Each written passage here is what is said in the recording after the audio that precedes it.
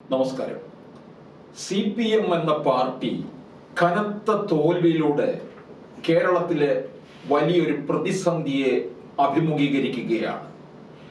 അവലോകനവും തിരുത്തലും ഒക്കെയായിട്ട് മുമ്പോട്ട് പോയിക്കൊണ്ടിരിക്കുകയാണ്. ഘടകകക്ഷികളും CPMനെ മുൾമുനയിൽ തന്നെയാണ് നിർത്തുന്നത്. ഈ അവസരത്തിൽ തോൽവിയുടെ എല്ലാം കാരണം വ്യക്തി കേന്ദ്രീകൃതമായി വരികയാണ്. അത് മറ്റാരിലുമല്ല, പിണറായി വിജയൻ എന്ന മുഖ്യമന്ത്രിയിലാണ്. പിണറായി വിജയൻ ഏറ്റവും അധികം ധാർഷ്ട്യമുള്ള ആള്, വിനയമില്ലാത്തവൻ, ഹുങ്കുള്ളയാൾ എന്നിങ്ങനെ പറയാൻ ഇനി വാക്കുകൾ വേറൊന്നുമില്ലാത്ത തരത്തിലേക്ക് കാര്യങ്ങൾ മാറിയിരിക്കുകയാണ്. അപ്പോൾ ഒരു വ്യക്തിയിലൂടെ ഒരു പ്രസ്ഥാനം തകരുന്ന ഒരവസ്ഥയിലേക്കാണ് കേരളത്തിൽ കാര്യങ്ങൾ മാറുന്നത്. മുഖ്യമന്ത്രിയുടെ മുൻപിൽ പോയി നിൽക്കാൻ പോലും പാർട്ടിക്കകത്തുള്ളവർ പോലും ഭയമാണ്. അദ്ദേഹത്തിന്റെ ഓഫീസിൽ പോലും അദ്ദേഹത്തിന്റെ മുമ്പിൽ ആരും ഇരിക്കുന്നില്ല എന്നാണ് പറഞ്ഞു കേട്ടിട്ടുള്ളതും കണ്ടിട്ടുള്ളതും ഒക്കെ തന്നെ. അത് ഇത്തരത്തില് ഇതാണോ കേരളത്തിലെ മുൻ കമ്മ്യൂണിസ്റ്റ് മുഖ്യമന്ത്രിമാരിൽ കേരളം കണ്ടിട്ടുള്ളത്? ഈ ധാർഷ്ട്യമല്ലേ CPMനെ ഇല്ലാതാക്കിക്കൊണ്ടിരിക്കുന്നത്? ഈ അവസരത്തില് രാഷ്ട്രീയ നിരീക്ഷകനായ ശ്രീ VKR മോഹൻ കൂടുതൽ പ്രതികരിക്കുകയാണ്. സ്വാഗതം ശ്രീ VKR മോഹൻ. ഇത് നമ്മൾ മുമ്പൊരിക്കലും കാണാത്ത തരത്തിലുള്ള ഒരു മുഖ്യമന്ത്രിയിൽ നിന്നുള്ള ഒരു പ്രതികരണമല്ലേ ഇപ്പൊ ഇവിടെ കണ്ടുകൊണ്ടിരിക്കുന്നത്? മുമ്പൊരിക്കലും കാണാത്ത പ്രതികരണം എന്ന് പറയുന്നതിനേക്കാൾ ശരി, ഇത്തരം ഒരു പ്രതികരണത്തിന് അനുകൂലമായ സാഹചര്യങ്ങൾ പാർട്ടിക്കുള്ളിലും സംസ്ഥാനത്തും സൃഷ്ടിക്കപ്പെട്ടു എന്നുള്ളതാണ്. കാരണം ചോദ്യം ചെയ്യപ്പെടാത്ത നേതാവായി പിണറായി വിജയന് വളരാൻ പറ്റി. ഓരോ കാലഘട്ടത്തിലും EMSന്റെ കാലഘട്ടത്തിൽ വേണമെങ്കിൽ AK ഗോപാലൻ ഉണ്ടായിരുന്നു പറയാം, നയനാരുടെ കാലഘട്ടത്തിൽ അച്യുതാനന്ദൻ ഉണ്ടായിരുന്നു, അച്യുതാനന്ദന്റെ കാലഘട്ടത്തിൽ പിണറായി വിജയൻ ഉണ്ടായിരുന്നു, പിണറായി വിജയന്റെ തുടക്കത്തിൽ വളരെ ദുർബലനായിരുന്നെങ്കിൽ കോടിയേരി ബാലകൃഷ്ണൻ ഉണ്ടായിരുന്നു. അവ എല്ലാം മാറി പിണറായിയിലേക്ക് മാത്രം അധികാരം കേന്ദ്രീകരിക്കുന്ന ഒരു സംവിധാനം ഉണ്ടായി. അതുകൊണ്ട് പിണറായി വിജയൻ രാഷ്ട്രീയത്തിന്റെ കുപ്പായം മറ്റുള്ളവരെ അകറ്റി നിർത്താൻ വേണ്ടി ബോധപൂർവം അണിഞ്ഞത് യഥാർത്ഥത്തിൽ അങ്ങനെ രാഷ്ട്രീയക്കാരനല്ല. കാരണം വിനയത്തോടെ പെരുമാറാൻ പിണറായിക്കറിയാം, വിധേയനെ പോലെ പെരുമാറാൻ പിണറായിക്കറിയാം. നരേന്ദ്രമോദി കേരളത്തിൽ വന്നപ്പോൾ നരേന്ദ്രമോദി കൈപിടിച്ച് എന്നെ രക്ഷിക്കണേ എന്ന അപേക്ഷാഭാവത്തിൽ നിൽക്കുന്ന പിണറായിയെ കണ്ടവരാണ് കേരളം. അതുകൊണ്ട് പിണറായിക്ക് രാഷ്ട്രീയം വേണ്ട ഉള്ളിടത്ത് എടുക്കാം, വേണ്ടാത്തടത്ത് മാക്സിമം വിധേയനാകാനും കഴിയുന്നയാളാണ് പിണറായി. ഈ പാർട്ടിക്കാർക്ക് പോലും മുഖ്യമന്ത്രിയെ അല്ലെങ്കിൽ പിണറായി വിജയനെ സമീപിക്കാൻ കഴിയാത്ത ഒരവസ്ഥയാണ്. അപ്പോൾ പിന്നെ കേരളത്തിലെ സാധാരണ ജനത്തിന് ഒന്നുകൂടെ അപ്രാപ്യമല്ലേ? പാർട്ടിക്കാർക്ക് കഴിയില്ല എന്നുള്ളത് ഓരോ സംഭവങ്ങൾ കഴിയുന്നതോറും വീണ്ടും വീണ്ടും പ്രകടമായി വരികയാണ്. അത് പിണറായി വിജയന്റെ കുഴപ്പമാണോ പാർട്ടിക്കാർക്ക് നഷ്ടമില്ലാതെ പോകുന്നതിന്റെ കുഴപ്പമാണെന്നുള്ള രണ്ടാമത്തെ കാര്യം. ഏറ്റവും അവസാനം സംഭവിച്ചത് നമ്മുടെ തിരുവനന്തപുരം ജില്ലാ സെക്രട്ടറി ജോയി ആറ്റിങ്ങൽ വർക്കല MLA ആറ്റിങ്ങൽ മണ്ഡലത്തിൽ മത്സരിച്ച് പാർലമെന്റിലേക്ക് വിടാൻ തയ്യാറാക്കി വെച്ചിരുന്ന ജോയി. അതോടെ ഓർക്കണം, ആറ്റിങ്ങൽ മണ്ഡലത്തിൽ നിന്നും ഇന്ത്യൻ പാർലമെന്റിലേക്ക് കേരളത്തിന് വേണ്ടി വാദിക്കാൻ തയ്യാറാക്കി നിർത്തിയിരുന്ന ജോയി. ഈ ജോയി കഴിഞ്ഞ ദിവസം റേഷൻ വ്യാപാരികളുടെ സംസ്ഥാന സമ്മേളനത്തിൽ പങ്കെടുത്തു. ആ സമ്മേളനത്തിൽ പങ്കെടുത്ത പ്രധാനപ്പെട്ട മറ്റ് രണ്ടുപേർ, ഒന്ന് അവരുടെ അസോസിയേഷൻ പ്രസിഡന്റ് ജോണി നെല്ലൂരും, രണ്ടാമത്തെ പ്രതിപക്ഷ നേതാവ് VD സതീശനുമായിരുന്നു. അവരുടെ സംസാരത്തിനൊടുവിൽ ഒരു കാര്യം പറഞ്ഞു: ജോയി അസാമാന്യ കഴിവുള്ള ആളാണ്, ജോയിക്ക് വേണമെങ്കിൽ റേഷൻ വ്യാപാരികളുടെ പ്രശ്നത്തെ ഇടപെടുകയും അത് പരിഹരിക്കാനുള്ള മാർഗം കണ്ടെത്തുകയും ചെയ്യാം. ജോയിയുടെ മറുപടി പ്രസംഗത്തിൽ ജോയി ഇവർ പറഞ്ഞതിനെ നിഷേധിച്ചില്ല. മാത്രമല്ല, ജോയി ഇതിൽ ഇടപെടാവുന്ന തന്നെ ആവുന്നവരെ പരിഹരിക്കാൻ ശ്രമിക്കാമെന്നും പറഞ്ഞു. പക്ഷെ ആ കൂട്ടത്തിൽ വളരെ ദയനീയമായൊരു വെളിപ്പെടുത്തലൂടെ ജോയി നടത്തി. എനിക്ക് മുഖ്യമന്ത്രിയായി സംസാരിക്കാൻ അവസരം കിട്ടിയാലാണ് പറയുന്നത്. ഞാൻ ഈ പ്രശ്നം മുഖ്യമന്ത്രിയുടെ ശ്രദ്ധയിൽപ്പെടുത്താം. ഭക്ഷ്യമന്ത്രിയുടെ പേര് പോലും പറഞ്ഞില്ല, അനിലിന്റെ പേര് പോലും പറഞ്ഞില്ല. മുഖ്യമന്ത്രിയുടെ ശ്രദ്ധയിൽപ്പെടുത്താം. അപ്പം മുഖ്യമന്ത്രിയോട് സംസാരിക്കണമെങ്കിൽ തിരുവനന്തപുരം ജില്ലയിലെ MLA-ക്ക്, പാർട്ടി സെക്രട്ടറിക്ക്, ജില്ലാ സെക്രട്ടറിക്ക് ആ മുഹൂർത്തം കാത്തിരിക്കേണ്ട അവസ്ഥയാണുള്ളത്. പച്ചയ്ക്ക് ജോയി തന്റെ മനസ്സിലുള്ളത് പുറമെ പറയുകയാണ്. അപ്പൊ ഈ അവസരം കിട്ടിയാൽ എന്നുള്ളത് അത് അടിവരയിടേണ്ടതായ ഒരു കാര്യമാണല്ലേ? എന്ന് പറഞ്ഞാൽ അവസരം സാധ്യത കുറവാണ് എന്നുള്ള രീതിയിൽ തന്നെയാണ്. അതാണ് പാർട്ടിയിലുള്ളവരെല്ലാം തന്നെ കാര്യം എന്ന് പറഞ്ഞാലേ, പിണറായി വിജയനെ സംബന്ധിച്ചിടത്തോളം ഈ ഒരു 10-28 വർഷമായിട്ട് അധികാരത്തിൽ കിടന്ന് പുളയ്ക്കുകയാണ്. 96 മുതൽ അങ്ങോട്ട് മന്ത്രിയായി, പിന്നീട് 2005 വന്ന് പാർട്ടി സെക്രട്ടറി ആകുന്നതോടുകൂടി തൻ്റെ കാൽ കീഴിലേക്ക് കാര്യങ്ങളെല്ലാം കൊണ്ടുവരികയാണ് ചെയ്തത്.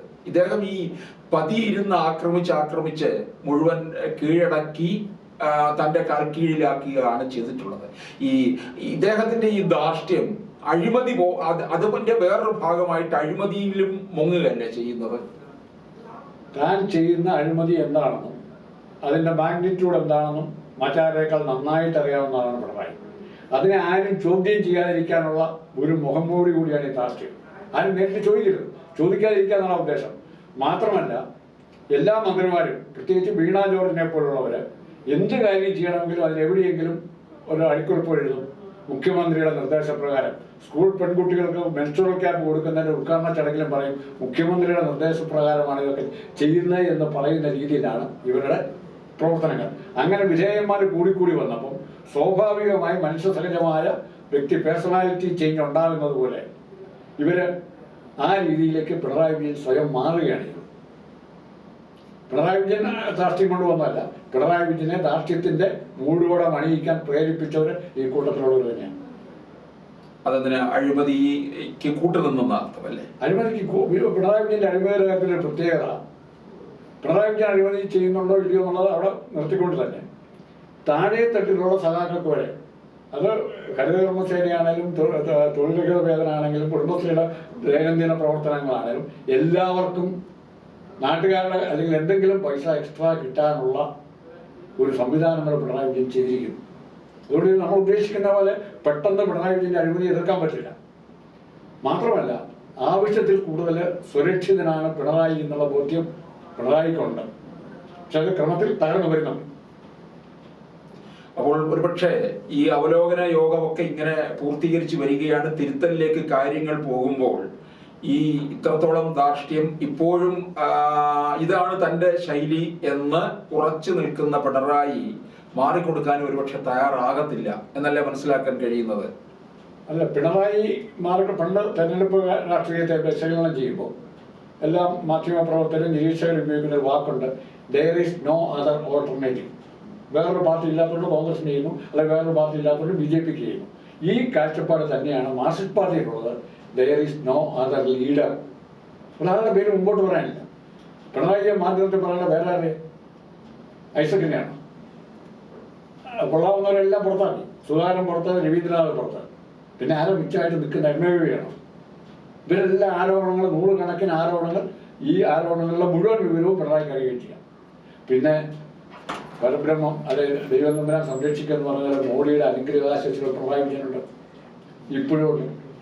കാരണം പ്രതിപക്ഷത്തെ വിള്ളൽ ഉണ്ടാക്കുന്ന ഏറ്റവും പ്രധാനപ്പെട്ട ഘടകമായി മോഡി ഉപയോഗിച്ചത് പിണറായി തന്നെ. ഉണ്ടാക്കാൻ മാക്സിമം ശ്രമിച്ചു. DMK ആയിട്ട് നാളെ നല്ലൊരു ബന്ധം വേണമെന്നുണ്ടെങ്കിൽ അതിന് ഉപയോഗിക്കാൻ പറ്റുന്ന ആളാണ് പിണറായി. അവർ തമ്മിലും ബന്ധങ്ങളുണ്ട്. അപ്പോൾ പിണറായിയുടെ നീരാളിപ്പിടുത്തം എന്ന് പറഞ്ഞാൽ അതിൽ നിന്ന് രക്ഷപ്പെടാൻ പാർട്ടിക്ക് പറ്റില്ല. അങ്ങനെ ഒരു അവസ്ഥയിലെത്തി. അതുപോലെ സംഘടനകളെയാക്കി, പോഷക സംഘടനകളാക്കി, SFP ആക്കി, DYFI ആക്കി. അപ്പൊ ഇത് CPM-ന്റെ ഒരു നാശത്തിന്റെ വക്കിലേക്കാണല്ലോ കാര്യങ്ങൾ നീങ്ങുന്നത് അല്ലേ? CPM നശിച്ചു കഴിഞ്ഞു. ഇനി ഈ ഡെഡ് ബോഡി എടുത്ത് ശവമഞ്ചത്തിൽ കടത്തി വിറകും പിറക്കി വെച്ച് ആരെങ്കിലും ഒന്ന് കത്തിക്കാൻ തയ്യാറായാൽ അത് തീരും. അത്രയ്ക്കേ ഉള്ളൂ. പോസ്റ്റ്മോർട്ടം നടത്തുമ്പോൾ പോലും കിട്ടാനൊന്നുമില്ല. അസ്ഥികൂടും ഒരു ചുവന്ന പൊടിയും ഇത് മാത്രമേ കിട്ടാനുള്ളൂ. മാർക്സിസ്റ്റ് പാർട്ടിക്ക് എന്ത് സംഭാവന കഴിഞ്ഞ 10 വർഷം കൊണ്ട് ചെയ്യാൻ പറ്റി? അതാണ് ആലോചിക്കേണ്ടത്. ഇപ്പൊ ആദ്യകാലത്തൊക്കെ ചോദിക്കായിരുന്നു, ഈ നമ്മുടെ നാടുകളിൽ ചെറുപ്പക്കാരൻ പെൺപിള്ളേരും കല്യാണം കഴിഞ്ഞ് കഴിഞ്ഞാൽ ഈ കല്യാണ ചെറുക്കനും പെണ്ണുങ്ങളുടെ വഴി കൂടെ അല്ലെങ്കിൽ പെണ്ണ് വഴി കൂടെ പോയാൽ സ്വന്തക്കാരും ബന്ധക്കാരും നാട്ടുകാരും ചോദിക്കും വിശേഷമൊന്നുമില്ല. പിണറായിയോട് വിശേഷം ചോദിക്കാൻ തുടങ്ങിയിട്ട് അത്ര നാളായി, 10 വർഷം തികയാണ്, ഒരു വിശേഷം ഉണ്ടായില്ല. എന്നാ പറയുന്നത്? ആ അവസ്ഥയിലാണ് പിണറായി നിൽക്കുന്നത്. പിന്നെ കുറേ പേർക്ക് പിണറായിയെ നിലനിർത്തുന്നതുകൊണ്ട് ലാഭമുള്ള കുറേ ആൾക്കാരുണ്ട്. പിന്നെ പിണറായി നമ്മൾ ഉദ്ദേശിക്കുന്നതിനേക്കാൾ ശക്തനാണെന്ന് ഞാൻ പറഞ്ഞതിന് വേറെ മറ്റു കാരണങ്ങളുണ്ട്, അത് പിന്നീട് വിശദീകരിക്കാം. ഈ ലാഭമുണ്ട് എന്ന് പറയുമ്പോൾ പിണറായി അവരെയെല്ലാം തന്നെ അഴിമതിയിൽ മുക്കി നിർത്തിയിരിക്കുകയല്ലേ, അല്ലെങ്കിൽ അധികാരത്തിന്റെ അപ്പകഷ്ണം കൊടുത്ത് കൂടെ നിർത്തിയിരിക്കുകയാണ് തന്റെ ധാർഷ്ട്യം തുടരാൻ വേണ്ടിയിട്ട്, അങ്ങനെയല്ലേ കാണുന്നത്? തന്റെ രാഷ്ട്രീയം തുടരാൻ വേണ്ടിയിട്ട് കൂടെ നിർത്തേണ്ട ആവശ്യമില്ല. ഇവരൊക്കെ അഴിമതിക്ക് വശംവദരാകാൻ റെഡിയായിട്ട് നിൽക്കുന്നവരാണ്. ഇവരെ പ്രത്യേകിച്ച് തയ്യാറാക്കേണ്ട ആവശ്യമില്ല, അവസരം കൊടുത്താൽ മാത്രം മതി. കരുണാകരന്റെ കാലത്ത് ഇതിനെപ്പറ്റി പറയാറുണ്ട്, ഉമ്മൻചാണ്ടിയുടെ കാലത്ത് ഇതിനെപ്പറ്റി പറയാറുണ്ട്. അത് കുറെ ശക്തമായും അച്ചടക്കത്തോടെ, അതാണ് പാർട്ടിയുടെ സംഘടനാ ചട്ടക്കൂടെന്നൊക്കെ എല്ലാവരും പറയല്ലേ. ആ സംഘടനാ ചട്ടക്കൂടിന്റെ ബലം എന്ന് പറഞ്ഞാൽ അഴിമതി കാണിച്ചാലും ആരും ചോദ്യം ചെയ്യാനില്ലാത്ത അച്ചടക്കം, അതാണ് ഈ ബലം. അപ്പൊ ഇത്രത്തോളം ഈ ജില്ലാ കമ്മിറ്റി, അതുപോലെ തന്നെ സംസ്ഥാന കമ്മിറ്റി, സംസ്ഥാന സെക്രട്ടേറിയറ്റ്, കേന്ദ്ര കമ്മിറ്റി എല്ലാം അവലോകന യോഗങ്ങളിലും ഈ ഒരു ഭരണ വിരുദ്ധ വികാരം കേരളത്തിൽ ഈ തെരഞ്ഞെടുപ്പിൽ പ്രതിഫലിച്ചു എന്നുള്ളത് വ്യക്തമായിട്ട് വിശകലനം ചെയ്തു. അത് തന്നെയാണെന്നുള്ളത് ഏതൊരു സാധാരണക്കാരനും അറിയാവുന്ന കാര്യമാണ്. അങ്ങനെയാണെന്നുണ്ടെങ്കിൽ ഇതിലൂടെ തന്നെ, പിണറായിയിലൂടെ തന്നെ ഒരു തിരിച്ചടി തന്നെയല്ലേ ഇനി അങ്ങോട്ടുള്ള കാലത്തും സംഭവിക്കാൻ പോകുന്നത്? തെരഞ്ഞെടുപ്പ് രാഷ്ട്രീയത്തിൽ നമ്മൾ പ്രതീക്ഷിക്കാത്ത ചില സംഭവങ്ങളുണ്ടാവും. ഞാൻ ഈ ഒരു സെക്കൻഡ് നേരത്തേക്ക് പിണറായിക്ക് വേണ്ടി പറയുകയാണ്. പിണറായിക്ക് പകരം വയ്ക്കാൻ തൽക്കാലം നേതാവില്ല. 99 അംഗങ്ങളാണ് ഇടതുപക്ഷത്തിനുള്ളത്. അതിൽ 72 പോയിട്ട് ബാക്കി മുഴുവൻ മാറിയെങ്കിൽ മാത്രമേ, ഇപ്പുറത്തേക്ക് മാറിയെങ്കിൽ മാത്രമേ ഒരു ഓൾട്ടർനേറ്റീവ് മന്ത്രിസഭ ഉണ്ടാവുള്ളൂ. അധികാരം തലയ്ക്ക് പിടിച്ച കക്ഷികളും UDF-ലുള്ളവരും ഇങ്ങനെ MLA സ്ഥാനമൊക്കെ നഷ്ടപ്പെട്ടിട്ട് ഈ ഒരു കളിക്ക് തയ്യാറാകില്ല. അതുകൊണ്ട് വളരെ സുരക്ഷിതമായി പിണറായിയെ മാറ്റാൻ പറ്റുന്ന നീക്കം നടക്കേണ്ടത് മാർക്സിസ്റ്റ് പാർട്ടിക്കുള്ളിൽ തന്നെ. പുറത്തുനിന്നുള്ള ഏത് നീക്കം ഉപയോഗമുള്ളൂ. 99 പേരുടെ ബലമുള്ള പിണറായി നിൽക്കുന്നത്. അത് നിങ്ങൾ 10 പേരെ കൊണ്ടുപോകും. ആ ആറ്റിറ്റ്യൂഡിലാണ് പിണറായി നിൽക്കുന്നത്. അതിനല്ലേ ബലം പ്രയോഗിച്ചു ഒരു പഴയ പോലെ സെക്രട്ടേറിയറ്റ് കിട്ടുന്നത് അപ്പീഡൽ സമരം പോലെ ഒരു വ്യാപകമായ ബഹുജന സമരത്തിൽ കൂടെ പിണറായിക്കെതിരായി ജനവികാരം ഉണ്ടാക്കാനുള്ള കഴിവ് തൽക്കാലം കോൺഗ്രസിന് നേതാക്കാൻ പാടില്ല. കോൺഗ്രസും പിണറായിയും തമ്മിലൊരു വ്യത്യാസം, മാർക്സിസ്റ്റ് പാർട്ടി എന്ന് പറഞ്ഞാൽ എത്ര 40% 30% വോട്ടുണ്ടെങ്കിൽ ആ 30% അവരുടെ മുഴുവൻ നേതാവ് പിണറായിയാണ്. കോൺഗ്രസിന് 30% വോട്ടുണ്ടെന്ന് പറഞ്ഞാൽ എത്ര നേതാക്കന്മാരുണ്ടാവും? ആരാ നേതാവ്? സതീശനാണ്, സുധാകരനാണ്, മുരളീധരനാണോ, ശശി തരൂരാണോ, KC വേണു, പല നേതാക്കന്മാരാണ്. മാർക്സിസ്റ്റ് പാർട്ടി സംബന്ധിച്ച് പറഞ്ഞാൽ ആരുടെ പേര് പറയും? ഒറ്റയാളുടെ പേര് പിണറായി വിജയൻ. ആ മെച്ചമാണ്. പിണറായി വിജയൻ ഒരു പട്ടാളത്തിൻ്റെ മൊത്തം കമാൻഡറാണ്, ക്യാപ്റ്റൻ തന്നെയാണ്. ഇവിടെ പല ബ്രിഗേഡിൻ്റെ ചെതറിപ്പോയ ബ്രിഗേഡുകളുടെ ക്യാപ്റ്റൻ. ഇപ്പുറത്ത് കുഞ്ഞാലിക്കുട്ടിയുണ്ട്, വേറെ പ്രതിപക്ഷത്ത് തുല്യ പ്രാധാന്യമുള്ളൂ. ഇങ്ങനത്തെ ഒരു അവസ്ഥയിലാണ് പിണറായിയുടെ ശക്തി വർദ്ധിക്കുന്നത്, അല്ലെങ്കിൽ പിണറായിയുടെ ശക്തി ചോർന്നു പോകാതിരിക്കുന്നത്.